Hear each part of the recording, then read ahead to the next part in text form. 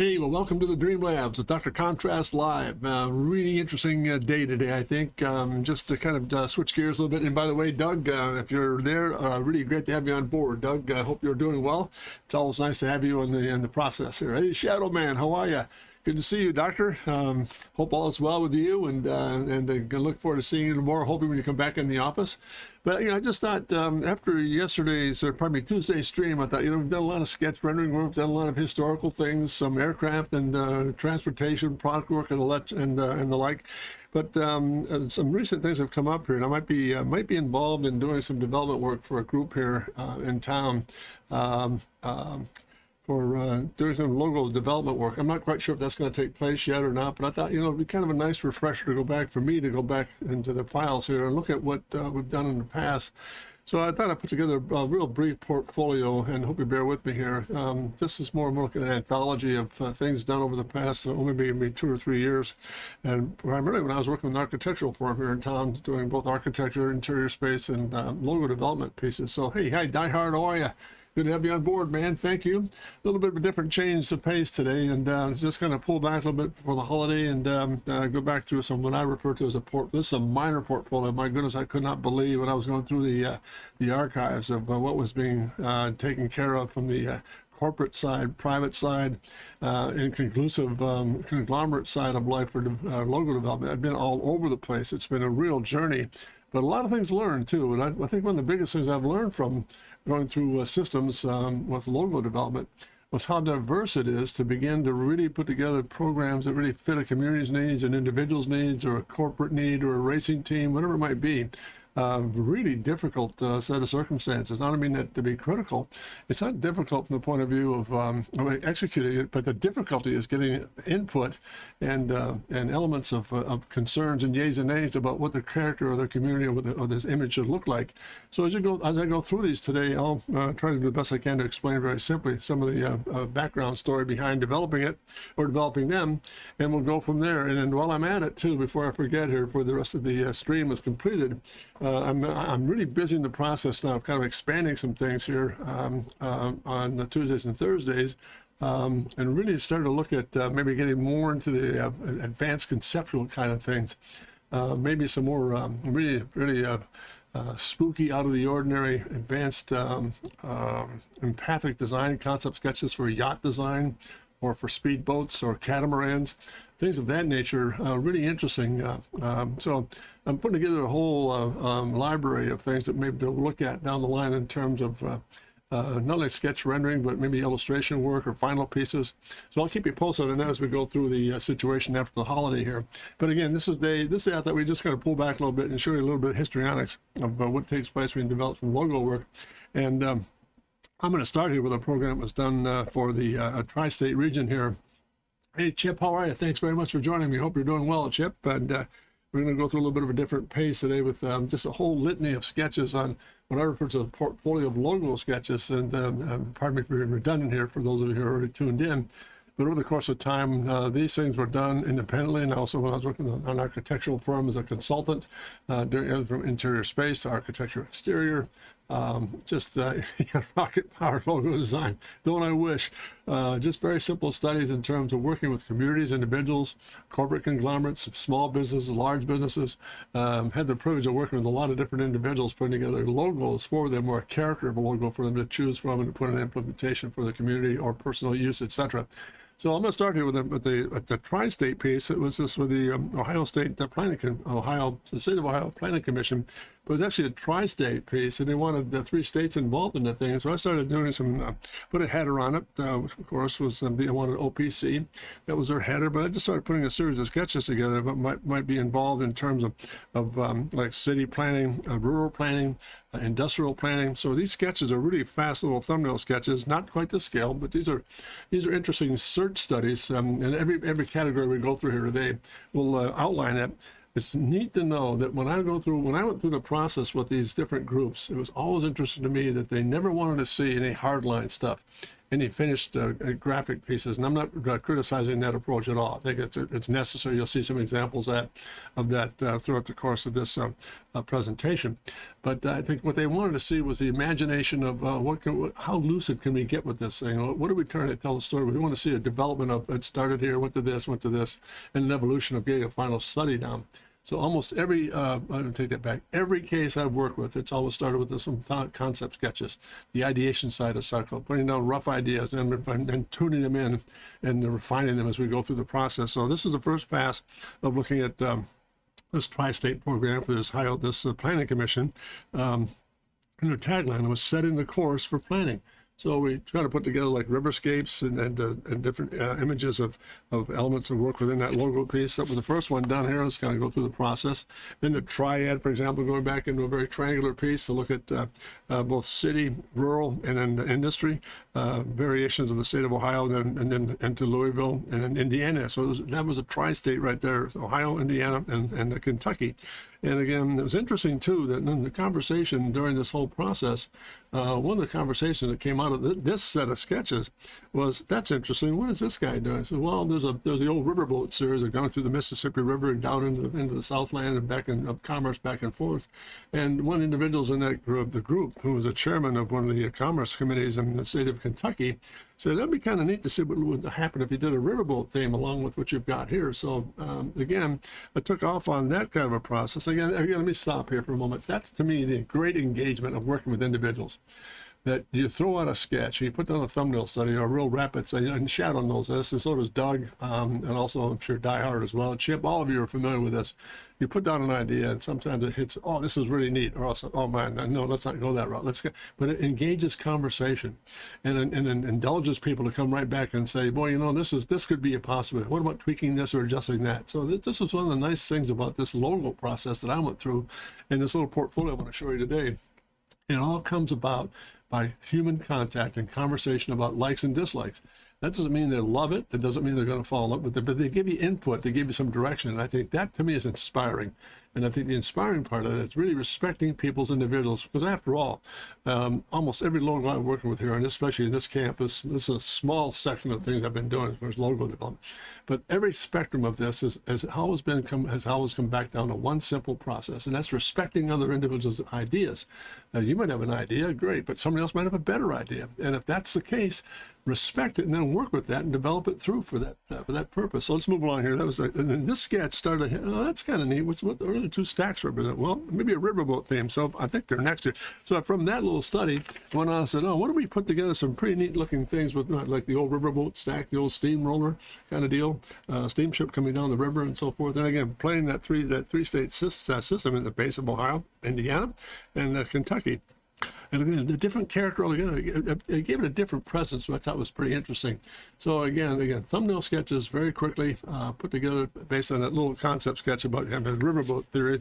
And then I went back a little further and more detail with it in terms of, let's use the real McCoy.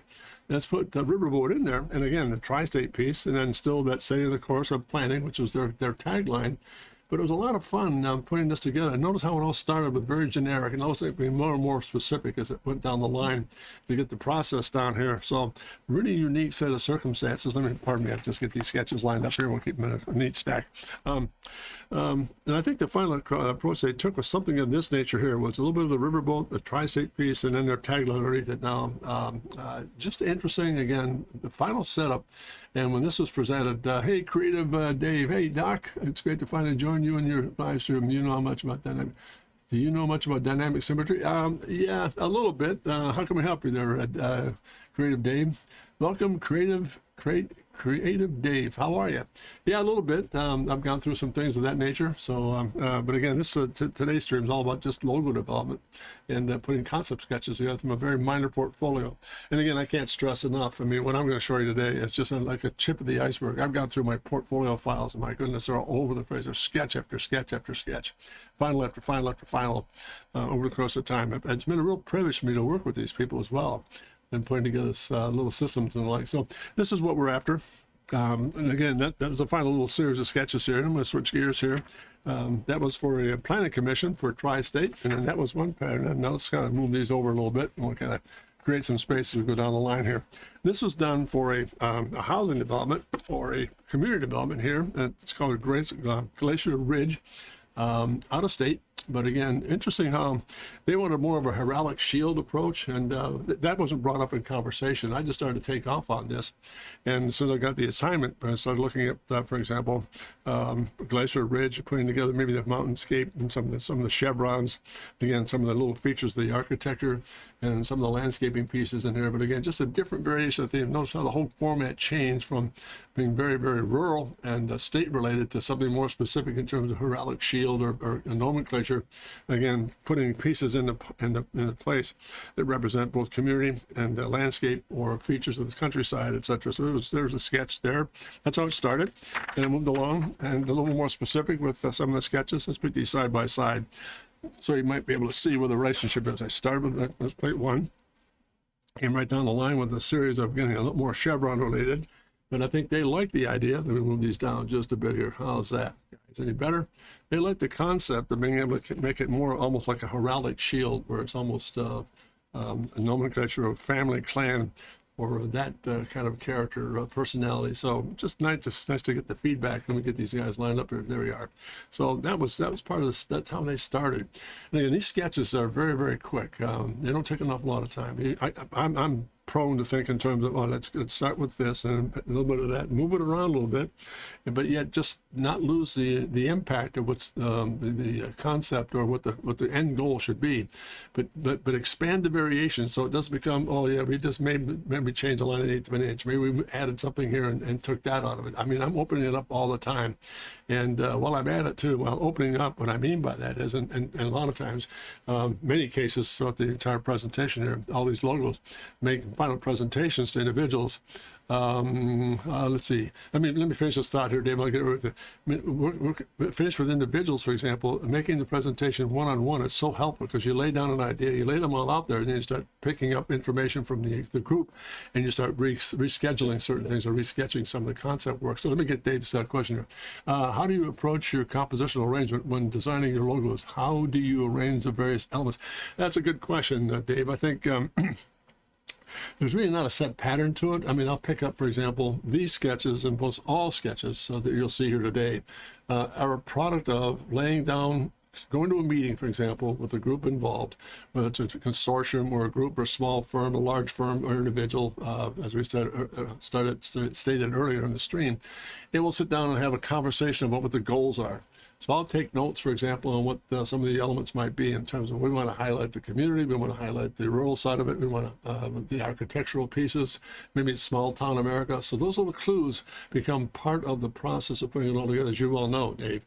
So when that comes together, these sketches are a result of that, for example. And in this case, it was a very creative glacier community, very captive area that had a lot of mountainscape, had a lot of rural, very distinct Tuscany type architecture. So I'm picking up on those notes, and the very rivers and streams going through the property itself. So you notice where you'll see some of the rivers and streams and landscape and some of the chevrons of maybe family crest heroics and so forth and headers. That is how I arranged those compositional pieces. Does that help to answer your question, Dave, or is that still a little bit on the abstract side here? So it comes down to real good communication in the very beginning of the meetings and working with the individuals. So you pick up on clues about what they're after. Then I begin to factor that into the actual design itself. Thanks very much, David. Appreciate it. That's a great question. So that's how it all starts. It starts with human interaction. So let me get rid of these guys here. So yeah, and again, notice, let's do this. There's a set of and here's the final. There's the final study. A place called home. Notice I picked up on the architecture, some of the monumental pieces in town, some of the actual community itself, landscaping and so forth, the rural side of it all, very, very country-like. And again, some of the certain unions and counties that were involved in the area, and also the last monument and then the architecture, very, very, very civic-looking state house. So again, those combinations came about as a result of all this stuff came first. Let me put this up on top. All those conversations, notice there are all little features in there. Then we came right back to the final piece, and there it was. There's Glacier's last shot at it. I hope I'm making sense here, guys. Is this helping at all? coming together good. So let's get these out of the way. And it just changes. Let's switch gears here. Really interesting. Now to go back to this. This is interesting too. This is done for the community of Obetz. Very interesting set of circumstances where the athletic commission came to me and said, well, you know, we need a new logo for our youth athletic program. And it's going to be soccer, basketball, baseball, maybe lacrosse. I'm not quite sure yet, but I just started a series of sketches based on, and they were very specific about the fact we want to have the actual vehicle or the actual sport of use or the product of use in the logo itself, with some sort of nice arrangement of how we put it all together.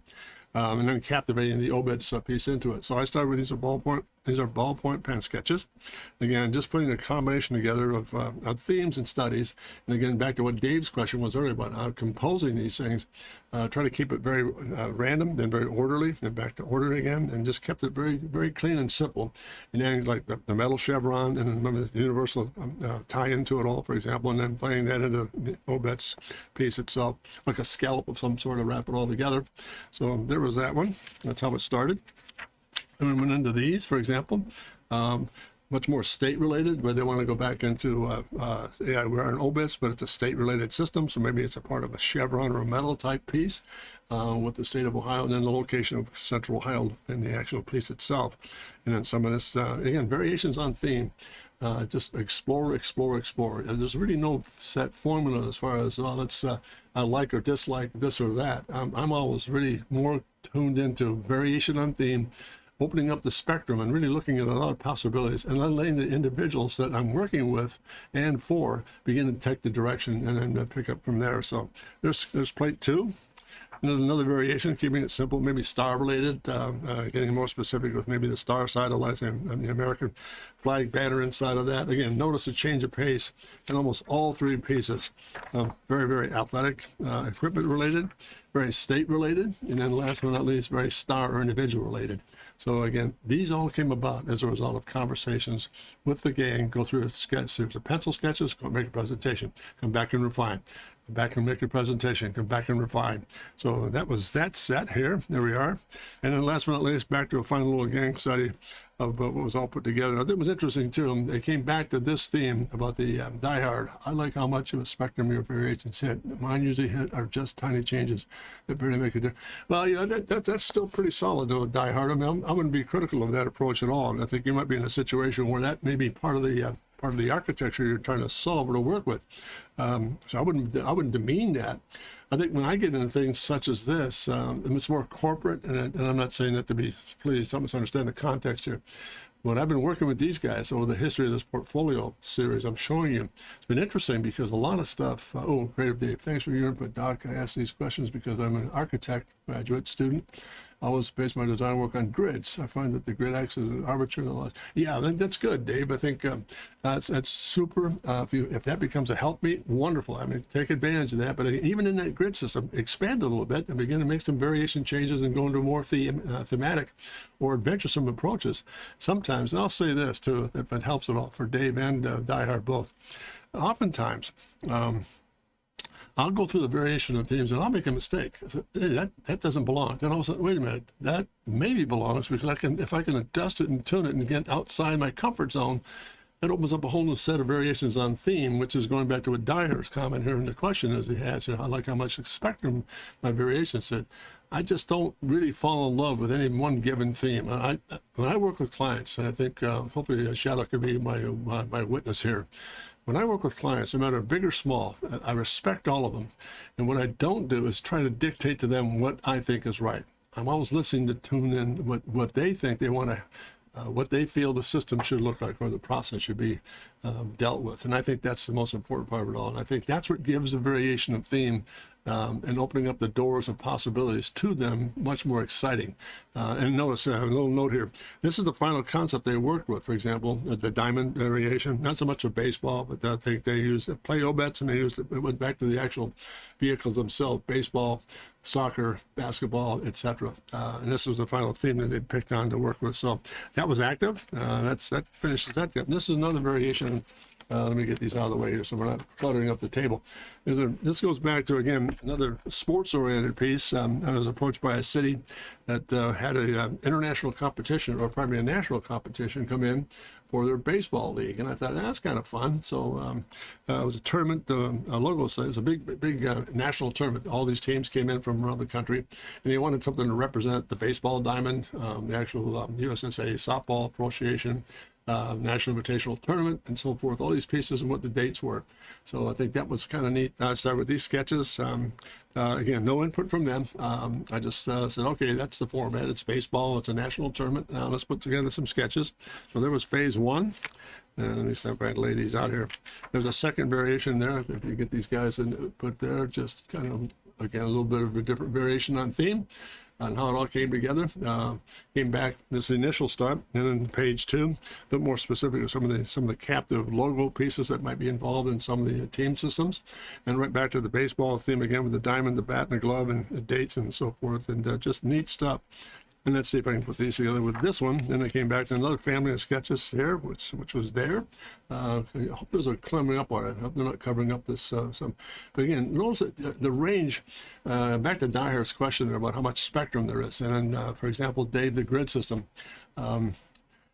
I hope I can say this properly without any inflection of finger pointing. I'm not doing that at all. I mean, I respect how the approach is here, but I've never really relied. I'm one of those individuals that once I go, I just go. And only way I can say it, I'm not restricted by the fact that, gee, we better be careful to not do this and be careful. When you get into the careful cycle, that's when all of a sudden tragedy hits.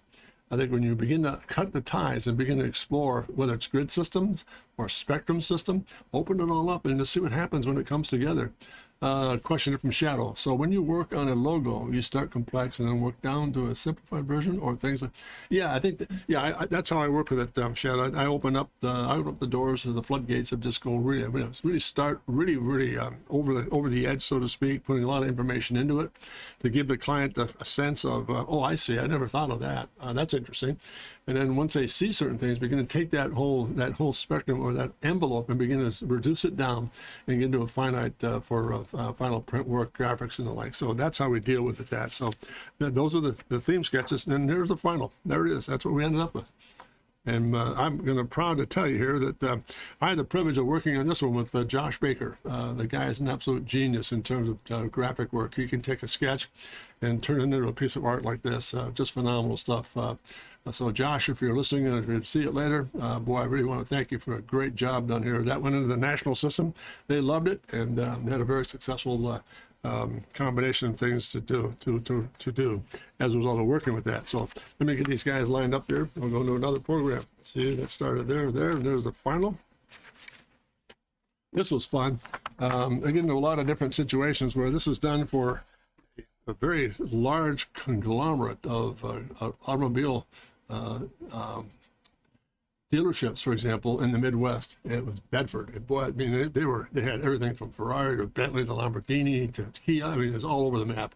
So they wanted a new logo for their site. That's a very, very large. I think there was about 24 dealerships involved in the entire complex. It was really interesting. So I started with these speed forms, just putting line weights together in terms of just very simple gestures. Made the presentation. Oh, that's cool, but can we go a little bit further with some of the concept work? Yeah, we could do that. Now let's get back into like RPM stuff and some gauge work and instrumentation, and getting into things like checkered flags, roundabouts, and so forth. Getting into RPM systems. Bedford Auto Mall, that's what the name of the process was. Just a lot of stuff. Thanks, Chip. A lot of fun stuff. Just opening it all up in terms of not being confined to. Boy, to me, let's go back to this remote. This is a very generic start, and I did not know this client very well. But I got to know him very, very well throughout the entire process. And I thought, I'll start very, very, very, very safe, very simple, the old-fashioned thick and thin suggestive innuendo piece. And let's see how they respond to that. These were well liked, but when I went to this setup, I was saying, now this is more active. This is kind of fun stuff here. So yeah, I agree. So again, exploratory sketches, nothing really settled in yet. I kept going here with another family of studies, and I went, now we really started to see, and I'll be honest with you, this is a horrible thing to admit, but this whole family of sketches, I went back in the archives of O.W. Bentley, and I started stealing his logo. That's awful, but nonetheless, if it's great, and they don't know it. He's been long gone. Man, steal it. Have fun with it. That's what I did here. So, but variation of the theme. It wasn't quite a knockoff, but adding little things to it. But I utilized that famous Bentley B and then just put it in the processor. And thank goodness they weren't too familiar with the Bentley logo. They knew the Bentley automobile, but not the logo. So I kind of lucked out in that sense. But again, variation again, going back to emblematic materials, and again, changing the paradigm, getting the wing systems, much more Art Nouveau kind of thing. That's fun stuff. It's just fun, really. And I put it in the context. So to give them a little bit of entryway piece here, I think, yeah, this is what it might look like in terms of context. Some of the logos, for example, the vehicle itself, some of the dealerships in the background, a little bit of an entry fence with a little bit of signage on it, and to give them an idea of what we're looking for, like an Aston Martin Zagatos. No, it might be Aston Martin, it could be Rolls Royce, could be whatever. But just taking a look at putting it in the complex here and to put into some sort of context about what that might look like for signage. Notice it started out, for example, doing a logo. They liked the logo series, which I think they came back with the one they picked on. They selected was this. Went back to that guy right there. The variation on Bentley, they really liked that with the Bentley Automobile involved in it. But they also came back. This is an interesting thing that happens, and I hope I can say this in the right context, so please don't misunderstand. If you do a good job for a client and you really hit all the marks on the first one through, you'll find this to be really true. That they like the work so much. In this case, the Bedford board of directors said, we really love the logo studies. Could you do some signage for us and maybe some atmosphere for us and the actual what an entrance way might look like, or a landmark or a gateway might look for us? So it opened up more opportunities for business opportunities. I think that's the great thing about the power of visual impact. Not these sketches, just the thinking process, whether it's Die Hard or Dave, whomever it might be, Shadow. It's how you treat your customer and how you work with them in terms of delivering the goods. And then once you deliver those goods, yeah, think big. You're absolutely correct, Shadow. Think big. It's not just a logo. It's what's happening around that logo that's going to open it up for them to make a much more successful business study. So that was it for the logo group, and there it is. Now this is a fun one. This is a lot of fun. Let me just kind of switch gears for a second. I had the privilege years ago. I'm working with Honda out of California, and they were looking at a whole new. I agree with the last statement entirely. Absolutely, no question, Dave. Thank you very much.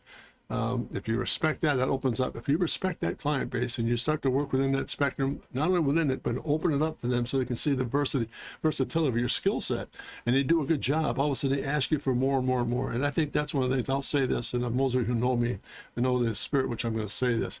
I've never done a nickel's worth of advertising for the last 40 years of my career, not one. It's all come back 1,000-fold, which I'm really grateful for, because as I said in the very beginning of the stream, number one concern for me is always respect my client. No matter what the skill set is, I respect them enormously. I'll listen to them, I'll deliver the goods, but I'll be bold enough to say, once I get to know them, hey, have you thought about this? Next thing you know, oh yeah, let's try that. That's great. So all that to say, thanks very much, David. I appreciate that commentary. Very well, good timing there, Dave. Thank you. This is an interesting one. So I get called into a meeting with this new group in California called the Honda Home Group. They were going to develop a whole new housing system, but they had a hard time finding a logo for it. So I brought this sketch along because I thought it was really kind of humorous in a sense, but so truthful. After about a 2-hour meeting, I walked up to the whiteboard and I took a black marker and just scribbled a little, like a lightning streak across the top of this thing, and put the Honda underneath it, and the guy went, "That's it. That's simple as that." Just wow. I said, okay, because we started notice going around it, and I just said, and all of a sudden, I think someone in the room said, "What about just roofline studies?" So I just put together this little thumbnail study here, and all of a sudden he went, "Wow, that's it. That's it." So from that sketch, we went from that to these thumbnail studies, based on that, been the Honda logo in place for some of the little housing developments and some of the things we did in the initial concept sketch. So they asked me to go a little further with it from this variation to something a little bit more deliberate. And then all of a sudden, after a long period of time, came right back and said, there's the final logo. There it is. That's that same. Let's do this. Let's get these guys back together again here. Let's do this. It's this. There's the final variations on theme, and there's the thumbnail sketch that started it. So from that, I went to this, and then it just made sense. It was simple, clean, and it delivered the goods, which I think is really unique about your logo work. You can't clutter it up. It has to have a purpose behind it. It has a very functional, succinct approach, which this did have. So there we are, gang. That was Honda's setup here. So let me move along here. This was fun. Getting into things, for example, the Apogee system. This was done for a design firm in the Midwest. Just looking at new ways of looking at their logo and refreshing it a little bit. And Apogee, by definition, is the highest peak of the orbit. So I think it's a neat name to have as far as the business is concerned. So I just started developing some concept sketches on both orbital pieces, and they're a very triangulated business. They had a three-pronged business in terms of doing product retail and some architectural things. So that was plate one. Plate two, again, working on the same idea, this whole apogee, this ascension, or the highest peak of the orbit, getting that process in. Notice playing the name. These sketches were really playing up the fact that by the definition of the term is what really motivated the sketches. So inspiration comes from a variety of sources, folks, and in this case it was the definition of the term apogee. And another series of sketches here, really stretching it out a little bit, getting a little more universal, becoming much more graphic with it. Again, just a whole lot of sketches here in terms of what if. So let me stop here for a moment. Just making sense, gang? Just helping at all? Describing things okay? I'll just wait for a moment here and kind of pick up on some things. Anybody? It's just intriguing the business. I mean, notice some of the positive, negative things here that are playing into. For example, some of the things they like, for example, this and this, were highlighted here. So let's move along here. Oops, pick up a sketch here. And again, back in a little more definition, maybe a lowercase a, which I didn't really care for. The whole idea of the a of being very more triangular. Very interesting. I agree with that statement. I agree. It makes sense. There we are. Some little apogee studies. But again, now I really started, this was interesting, how this thing started to brush out. Notice a really faint looking A and then the apogee orbit around it. This was one, very to see your range of skill. Well, very kind, David. Interesting in terms of, I've been very fortunate to work with great people like yourself and others who taught me an awful lot about being respectful, about, and it's not just, to me, it's not just cars, it's not buildings, it's not just doing product work, it's the whole range of interesting things in the interest of design, no matter what the nomenclature is. It's an intriguing journey. So back to this, notice all these sketches, I started out here very, very literal in terms of being very hard graphic and so forth. And all of a sudden, just one series of sketches, this is one of several done in the same format, all of a sudden begin to whisper a little bit. There's very subtle A apogee, and then the crossing through with the orbit going through it. This is the one that really hit all the cylinders. They really preferred that character with more of this kind of a look here, with that very simple whisper of the A and then the orbit going through it and reaching its summit before it returns back to the perigee, which is the negative side, the lowest side of the orbit. So interesting, just fun to look at this histrionics here in terms of how the ideas came about and what was the interface and what was the final product. So there we are. There it is there. It goes back to, let's get these guys out of the way here. Thank you for your patience here. This is for a little residential piece, a little study called Winding Creek near the city of Indianapolis, Indiana. They just wanted a very simple little countryscape in terms of a logo piece. For example, a little river going through it, a little bit of landscape, the actual nomenclature of the Winding Creek Village itself, and then again look back to a plan view, and again a little theme and an application into a monument. This again was one of those programs that I started out doing some logo work, and as a result of doing the logo piece itself, I was like, could you do some entryway pieces for some landscape features? Absolutely, which was the beginning of this family of sketches here. But the final study they picked on was this guy right here, which was just kind of, again, very directional, very much plan view looking, very, very almost rural, like a gathering place, and then the stream going through it, and then very, very countrified. They wanted a very countrified look to it. So that delivered a good there. Interesting. Now, let's move along here. Let's kind of switch gears. This was really a lot of fun program. This was one of those deals that comes along once in a lifetime. This is for a Bluegrass Commercial Center, or Commerce Center, in Louisville, Kentucky. And they had no idea. There's a whole new complex down in Louisville. Now it's one of the largest distribution centers in the country. But they came to me and said, hey, we want a new logo. We don't have anything in the input. We don't have any idea what we're looking for. So I want you to start looking at certain themes to work with your Bluegrass. Being in Kentucky, a lot of farmland, horse racing, fencing, that kind of character. I didn't really start there. I just started to put together some pieces of what about, and again, like the grass, bluegrass, trying to get that all squared away. So I started there. This is theme one. Then into some fencing detail, like, like the horse farms and the Kentucky breeding systems, and getting a little more abstraction in terms of bluegrass and blades of grass, and putting that put together. Again, just wider, just opening it all up. This is a long-term project here, and boy, a lot of things done. So I got to separate these guys here. Pardon me. Then a lot more graphic in terms of, the universal global system, getting into distribution that they deal with, changing the tempo of the graphics, and just really real fast sketches, making presentations. And by the way, too, every time we go through this from one program to another game, it's a matter of sketches, do the work, go back down, make presentations, come back with the input, refine, so back and forth to get resolves squared away here. There's another family of studies here. And now a little more, now notice, getting into more state-related things in terms of the actual state, location of it in Louisville, getting into some of the bluegrass, and just and again, the target side of what we're after. Are we looking at things here that are going to be permissible? Yeah, I think we're starting to hit on some cylinders here. And again, back in the very, very compact sketches, very circular in nature, back in the bluegrass. They wanted to play up this grass series for some odd reason, this meadow-like look. So that was part of the process there. And it came back into these and back into fencing, for example, gates and details and how that all came together. Again, let me stop here for a moment. Notice how it just wanders back and forth. Again, very graphic, very universal, then very specific, then very, very local, and very much farm-related. And I'm not one, during the entire process, I never really stopped looking at the possibilities of the variations on theme. I just kept driving in and saying, what about this? What if I tried this approach? What if we looked at that approach?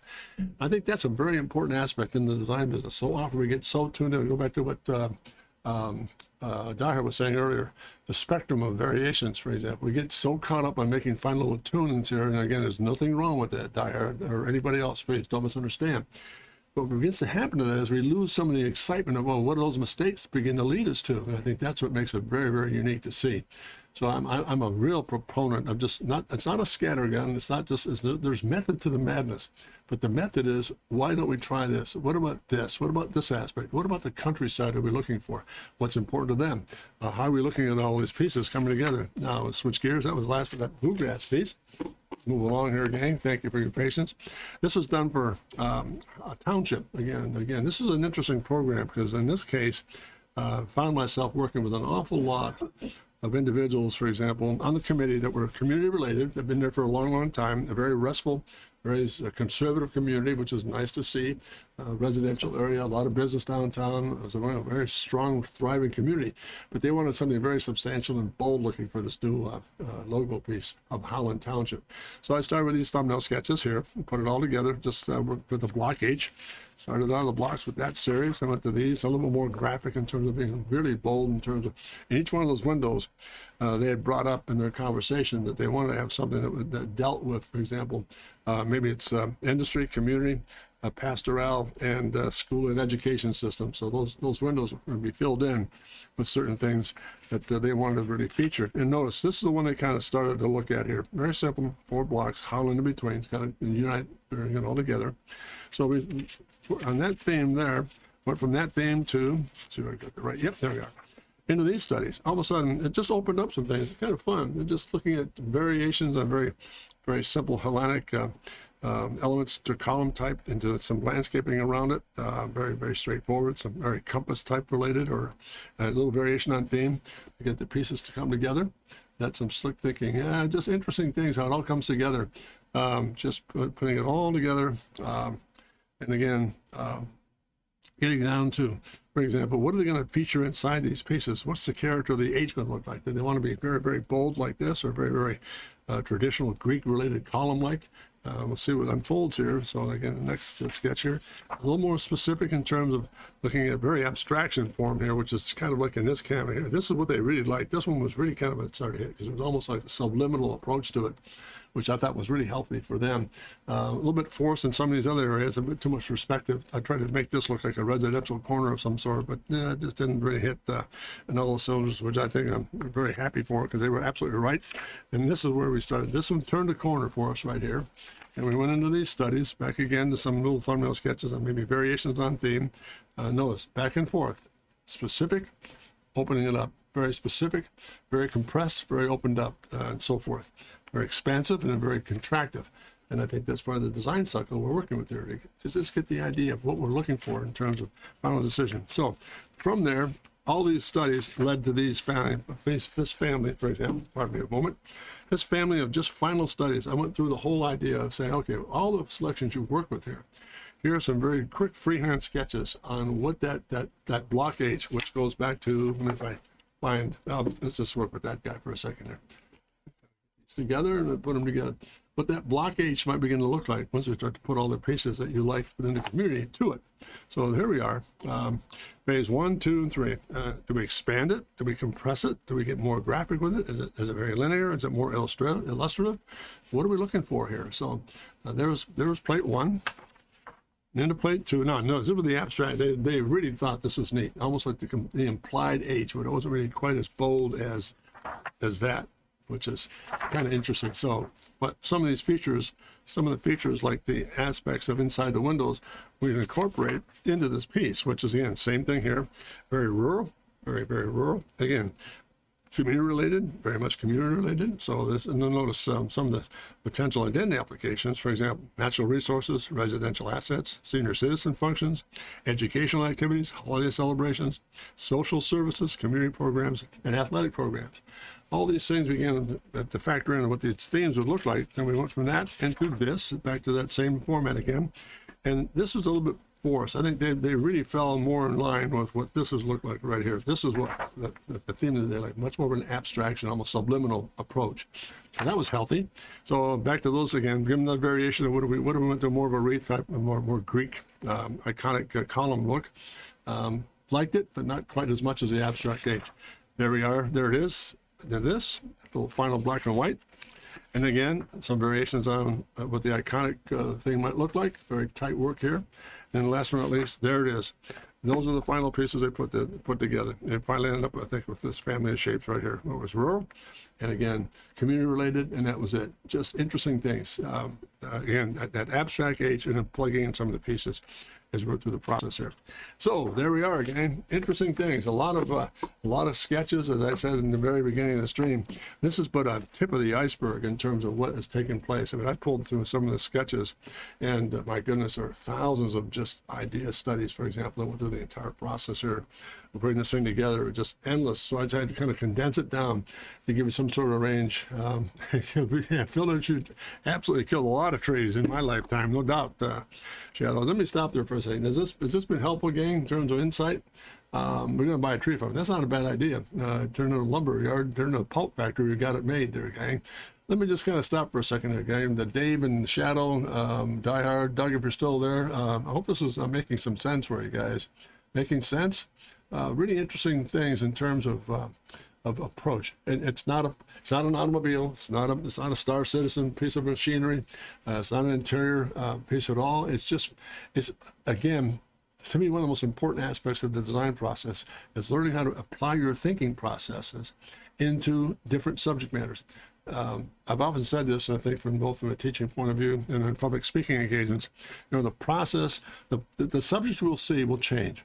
But the process of getting there should never change. It should be constant. It should always be in motion. You're always looking at certain things to look at. It's logo conceptual work is just terrific material. So thanks very much, Shadow. Dave, thank you so much. Are you using any reference ideas when trying? No, I'm not using. Honestly, Dave, I've never really been a habit of doing that. I don't use a reference at all in terms of. The only reference I get is the input coming in from the faculty or the group of individuals I'm dealing with. Our community is very strong in this. We really underscore this. And I'm just verbalizing what the ideas might be, and they become my sources of resource. So I don't really go back and do an internet search on in this case, for example, into obelisks or trees or landscape or architecture. I just start cranking at it here based on the input that I get from the group. And I'll wrap it up with this one. I think this is the last one we're going to go through. Yeah, this is really good to go through. This was done for the Holland Springfield group, and one of their themes in the community was to get into an obelisk. They wanted a very strong, powerful obelisk. Hey, how you doing, Stephen Nemo? Good to see you, man. Thank you so much for joining forces here. We're ready to wrap it up, and instead of going through and review, hopefully get a chance to catch this streamer. It's just all about getting into logo conceptual study work, working with client basis. Nemo, a little bit different approach from the thinking process here, but it still applies from the design point of view that we're dealing with over the last few sessions here. But this was done for Holland Township. And again, first series of meetings with the township representatives. It was a very, very large group of individuals that really had really strong feelings about what this obelisk represented for them as a landmark, as an area to work with. It's amazing that you can generate so much with this. Thanks very much, David. Don't be amazed. You're doing the same thing in your category, I'm sure. What's interesting about it all, the work that you're doing, is over the course of time. Yeah, we're watching a lot of, no problem, Nemo. Good to have you on board. But Dave, to address your question here, you generate ideas based on the input you get, and I think that's the thing. I'm really famous for asking a lot of questions. Is it this? Is it that? Do you feel this is a right approach? Or do you think that might be applicable? What do we negate? What do we accent? And they begin they begin to generate conceptual ideas, so I can generate ideas. And once I get into a pattern, for example, you'll see it here. You've seen it hopefully throughout the entire presentation today.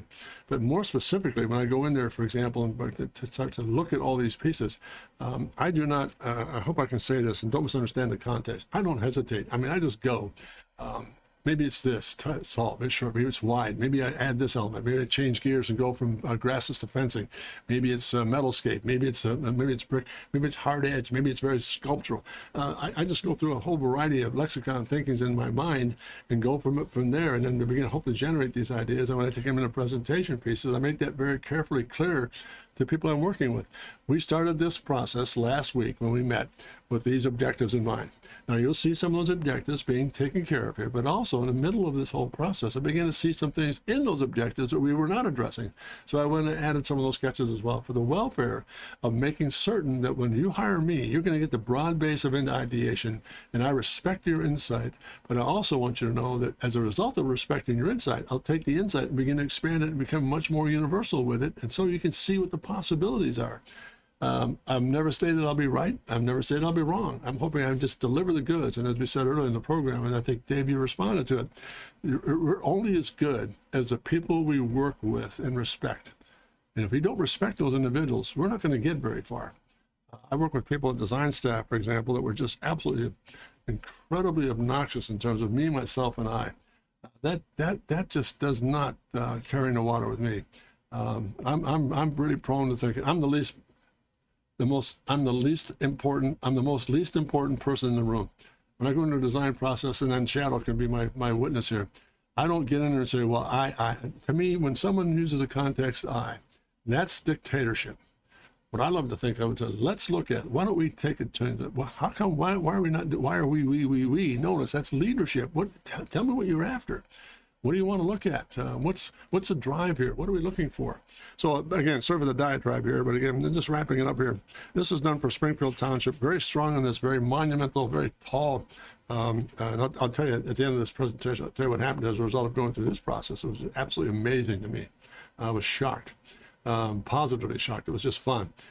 So I started here with some very simple generic sketches, the obelisk, and they loved the fencing detail. For some odd reason, they had a fencing detail around the community that that was just too great. It's very powder-coated metal, black metal. So I thought, now let's add a little bit of fencing to it and some landscape work. So it started there. Then a little more specific now, getting into some of the monumental pieces like Holland Springfield with banner systems on the actual piece itself. Again, the fencing, some of the landscape piece around it, and then the nomenclature of elements around the actual obelisk itself.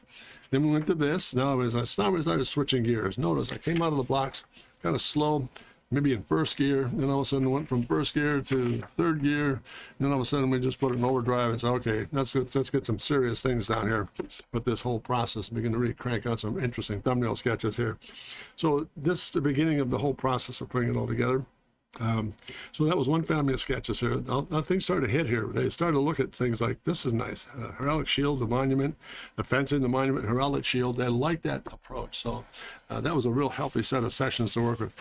But interesting in that conversation about this, one of the board members spoke up and said, well, you know, there's another element. We're really full, or Holland kind of implies we're kind of a Dutch-based community. Would it be interesting to see if we could kind of put some windmill graphics in this thing and maybe add a windmill to the actual piece itself? So all of a sudden that turned a whole new leaf in terms of conceptual thinking here, which I kind of just, I thought, well, that's interesting. That could be a lot of fun to work with. So in the next series of sketches, we'll see when we start taking a look at this obelisk and combining a very abstract windmill piece to it to give it a little bit of definition. So here we go. There we are. There's number one. Oh, and look at all of a sudden getting very linear with this, a very, very minimalistic approach to, notice I started here to this, and all of a sudden that conversation with the windmills, I was like, this is interesting. Getting something very, very subtle like this, very simple, very minimalistic. You can do a lot of neat things with that process. So that was the first set of sketches we dealt with. Notice it was all obelisk here and fence, and then just being very, very formal with it, almost shield-like. And then all of a sudden, the windmill opened up some things here, kind of get more of a freewheel, almost like an illustration look to it. So that there, then we went to this, a little more generic, head-on, for example, with the obelisk as being part of the windmill itself. So there we are, another set of sketches here, variations on themes, just laying things, again, just ideas down. Notice, very strong obelisk and a little windmill next to it. Nothing really set here in pattern yet, but then we move to this, right back to those abstractions again. Just really fun stuff. This is a fun, that phase, that conversation that gentleman made in terms of adding a windmill really opened up the doors about having it. It was almost fun for me from the very beginning, but the fun part all of a sudden came back and how do you combine an obelisk and a windmill to almost a Greek icon into a very Dutch icon piece? It's just amazing how it all began to think. I thought, boy, it's going to be a real challenge. So I just went after it and hopefully put some sketches down. And that's plate 7, theme sketches, one after the other. And then the sketch 8. And again, notice, really playing this whole thing up. And again, very expansive piece here, business related, the location of northbound, windmill, obelisk, Holland Springfield established in such and such a year. Back again to that. And then last but not least, coming in the last sketch here, the last couple of sketches. A more specific, back to pencil again, just real loose studies, and there it is there. And then the last piece we did, much more abstraction. And notice it went from very, very windmill related to almost abstraction, and I just didn't care for this last family, nor did they, which I'm glad and very happy to hear about that. So this is where that starts, and that's where we ended here. And I just thought that'd be kind of a nice little change of pace today to go through some of the things we've done here for the logo process.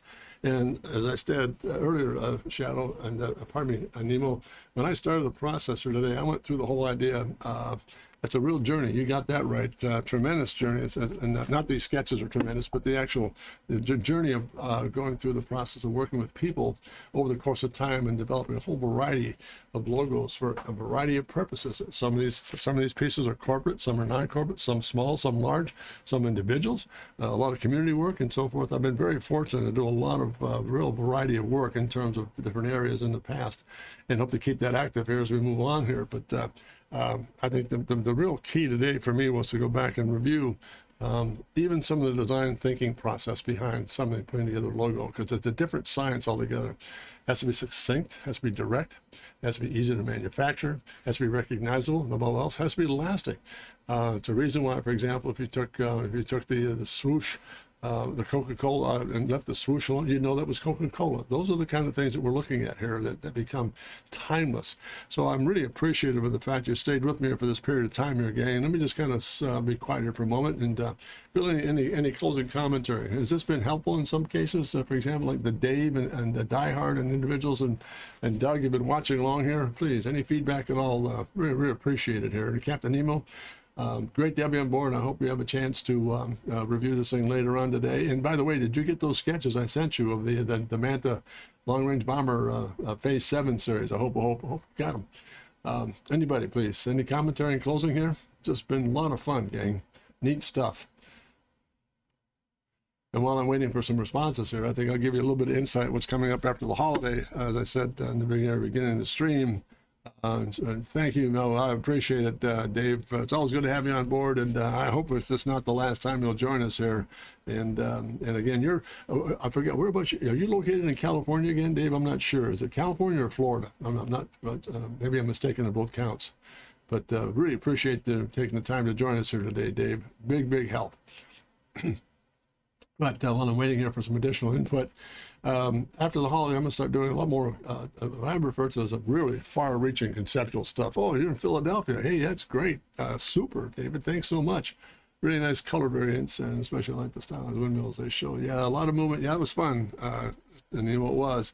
But I think after the holiday, maybe starting next Tuesday or Thursday, I've been doing a lot of research and looking into, for example, getting in some empathic, really it's stretch shapes and not so much speed forms, but for things like for hydrofoils and racing boats, cigarette boats, and using abstract empathy to kind of use that as a tool to develop a new shape or new vocabulary of forms for not only boats, but maybe product design, automotive stuff. So I'll be opening up a little bit more of that thing and doing a lot more of those types of programs after the holiday. I'm also going to take some time to really do some really interesting maybe specific illustrations of old Ferraris and some classic machines like old Rolls Royces and that type of work. Really looking forward.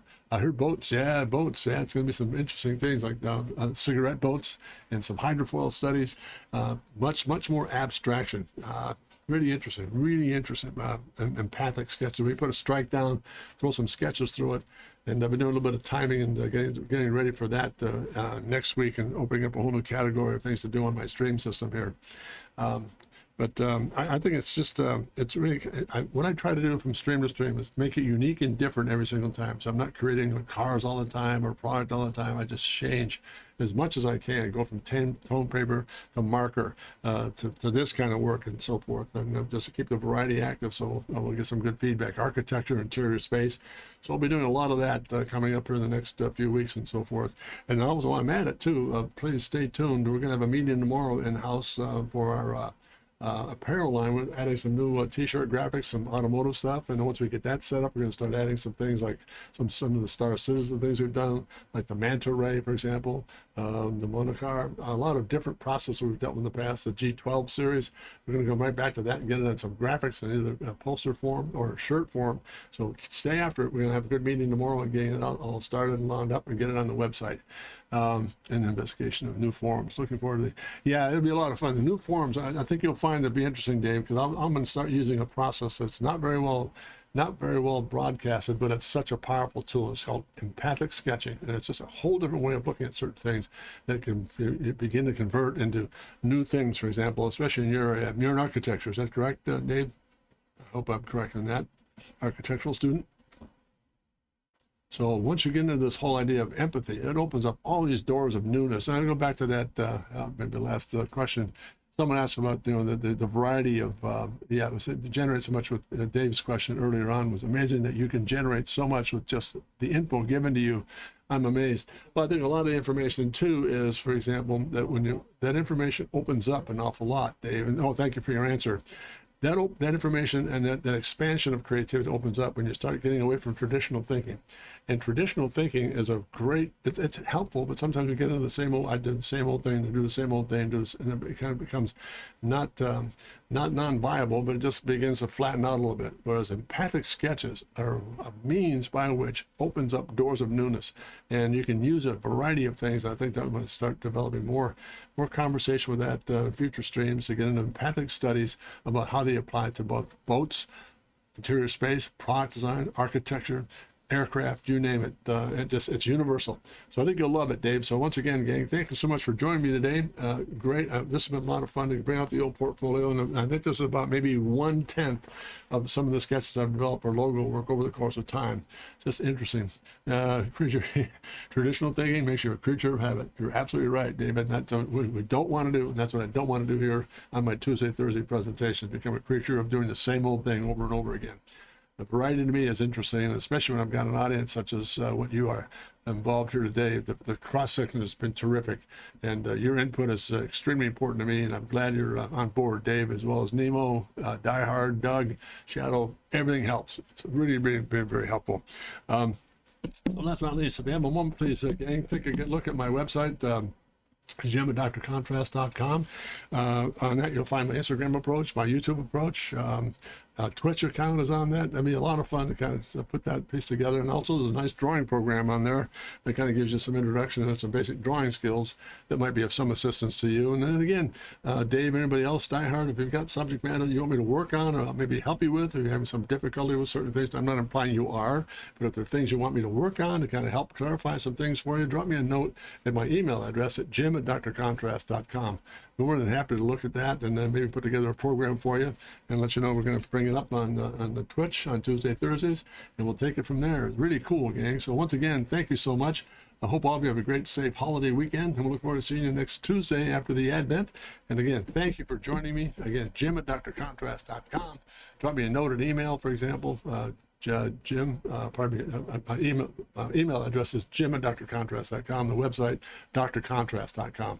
And last but not least, I'm really interested in kind of opening, I do a lot of commission work too, so I'm interested in doing some commission pieces. If you want some things done, for example, illustration form, let me know. I'll be more than happy to do it. If you know someone who wants illustration work done from a commission point of view, please let them know I'm available. I'd love to do that kind of work. I always have been active in that area. I'd love to do it.